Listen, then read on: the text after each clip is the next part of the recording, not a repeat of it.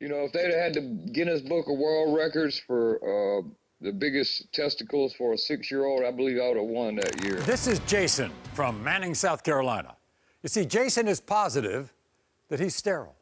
When Jason was 6 years old, he says he was attacked by a colony of dangerous red bugs that made their way into his pants, causing damage to his testicles. Now, as an adult, Jason has tried to impregnate his ex for 12 years, unsuccessful.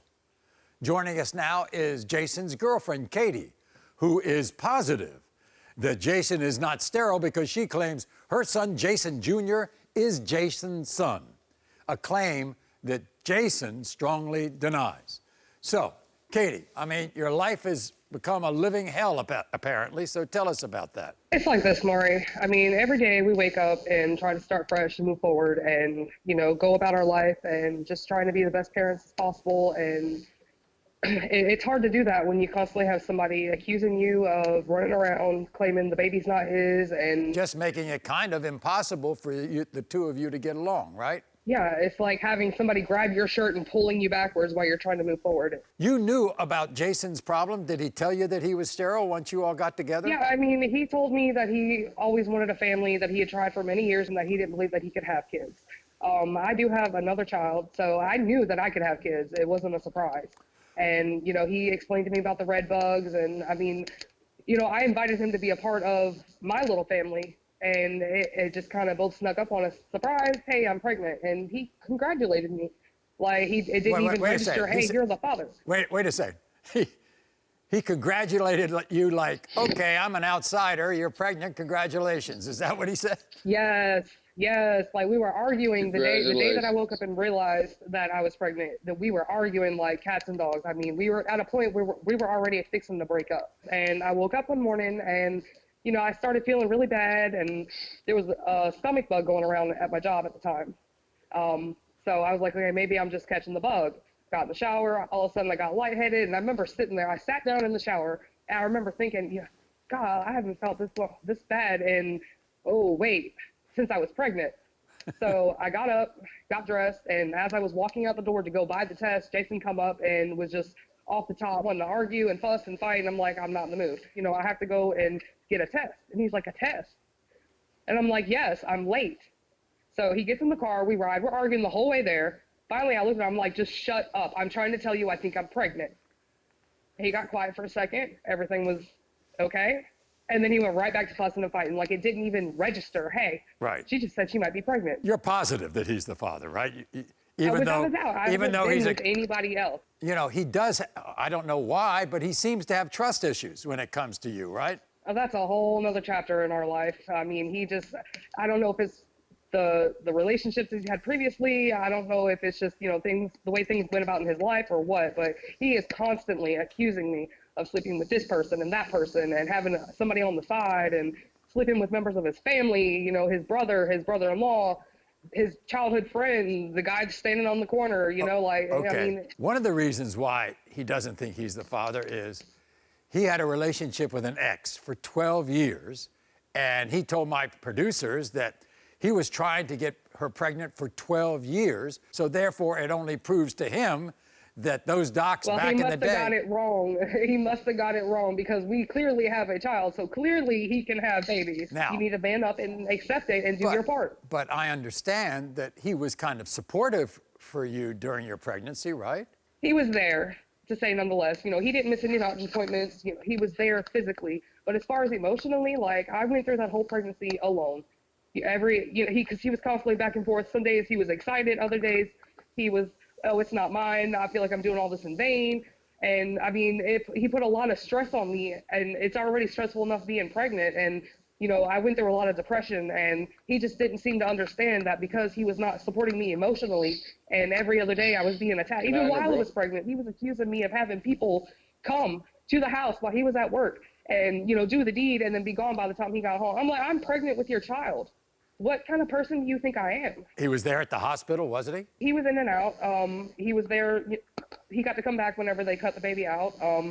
And then, he would stay for a couple hours and then he would go and find something to do, whatever he does, get in the car and leave and come back later. And I mean, I felt alone in a sense because, you know, I just went through the surgery, having the baby taken out, and, you know, I was exhausted. You know, Jason Jr., he was, had to be on one of those lights.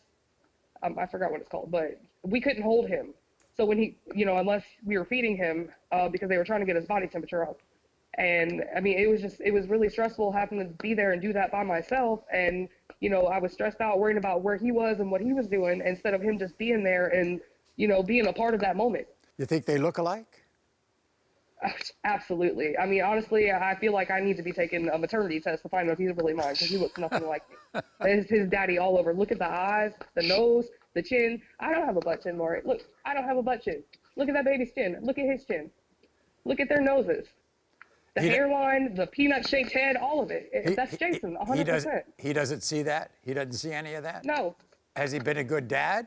Absolutely. I mean, when he's there 100%. And I mean, the way he is with children is why I fell in love with him.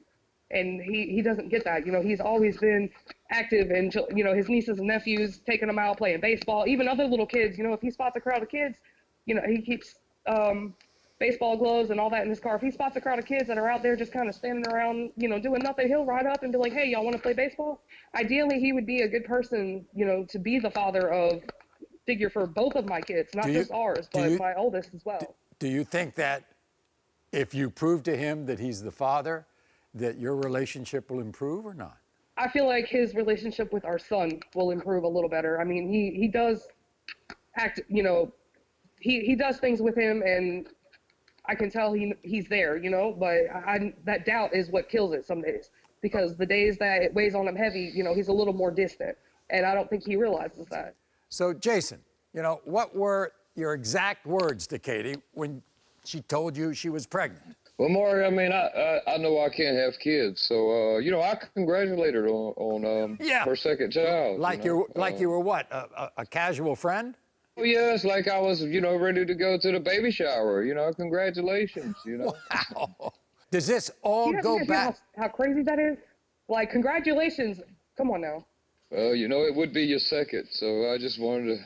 And it's your first. Congratulations. I just wanted to congratulate you. Maury's about to let us know.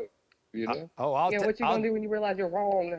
Wrong. I'll definitely let you all know. Jason, does it all go back to when you were 6 years old? When I was very young, you know, we was out in the woods, and there was a couple cars out there my granddad and father was working on. You know, I was about 6. You know, I sat down on an oil pan around a bunch of pine trees, and anybody from the South knows a lot about red bugs. And I sat there probably 4 hours that day, and you know, if they'd had the Guinness Book of World Records for the biggest testicles for a 6-year-old, I believe I would have won that year. But yes, sir, it was swole up probably about the size of a softball, and that was on the outer part. It doesn't affect what's inside the testicles. It's the outer part that got big. Maury, when, you know, me and my ex, we tried for 12 years every day, you know, sometimes twice a day. And, you know. Apparently not hard enough.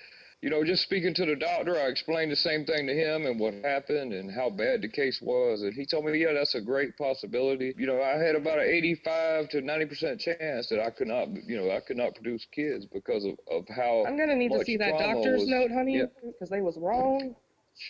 If Jason Jr. is yours, this indeed is a miracle baby, right? Yeah, we're going to start calling him Houdini if he is mine. Okay. Well, we're going to find out right now. Yes. In the case of 10-month-old Jason Jr., Jason, you are the father. Ah! Congratulations, honey. It's a boy. All right. Yeah. I'll take my apology now. All right. How good is that?